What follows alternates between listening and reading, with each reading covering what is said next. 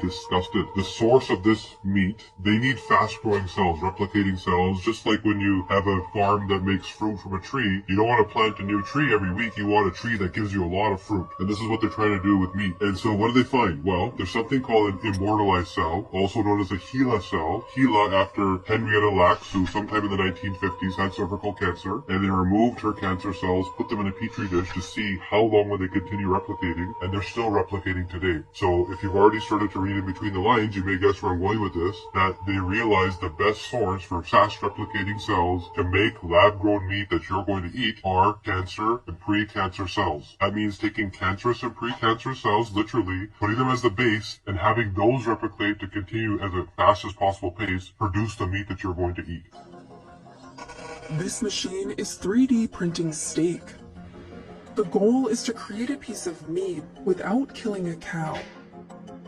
And this Israeli startup is one of the dozens of companies racing to perfect the process. It turns out that cows aren't necessarily the most efficient way of making beef.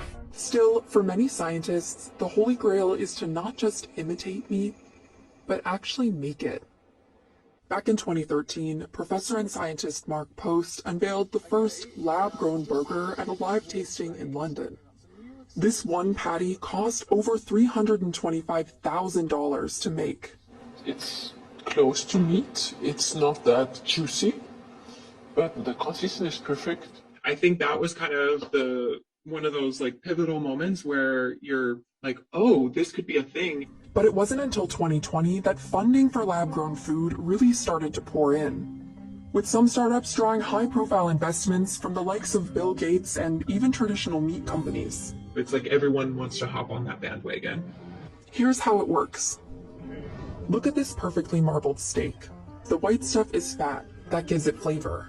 The pink stuff is muscle, that's for protein.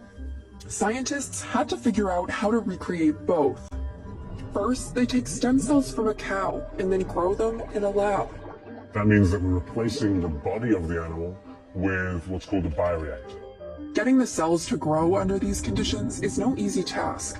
Usually cells are attached to something. They grow in a petri dish or flasks, and they want to attach to something.